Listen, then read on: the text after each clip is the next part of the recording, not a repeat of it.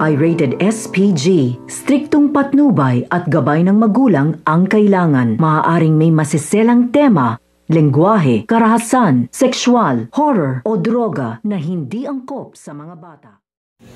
Ang pagsugod nito nga ni Colleen dito nga sa bahay ng pamilya Estrella upang makausap nga niya dito itong si Cherry, dahil ito nga lang daw si Cherry ang makakaintindi nga sa kanya at sa kanyang pinagdadaanan. Kaya nga ito nga si Cherry ay tatanungin nga siya dito kung ano nga daw ba ang kanyang problema at kung ano nga daw ba ang nangyari. So ito nga si Cherry ay patay mali siya nga dito sa pagsugo si Colleen. So ito naman si Colleen ay sinasabi nga na dito na ito nga daw kanyang asawa, na ito nga daw si Seb ay hindi ba daw ito nagbabago at nambababae pa nga daw ito at meron pa nga daw silang iskandal at kumakalat na nga daw ito dito nga daw sa kanilang lugar. Kaya makikipaghiwalay na nga dito ito nga si Colleen dito nga kay Seb.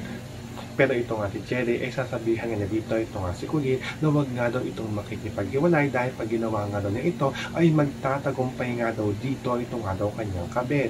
Kaya ang pinapayo nga dito nito nga ni Cherry na wag nga na daw itong hihiwalayan ito nga daw kanyang asawa nito nga Lucet at parusahan nga daw ito hanggang sa magtino. So pakakaabangan niya natin dito ang pagsugod dito nga ni Colleen dito nga sa bahay ng pamilya Estrella upang kausapin ito nga si Cherry. Yan ang ating mga pakakatutukan at pakakaabangan dito nga lang sa A Family Affair.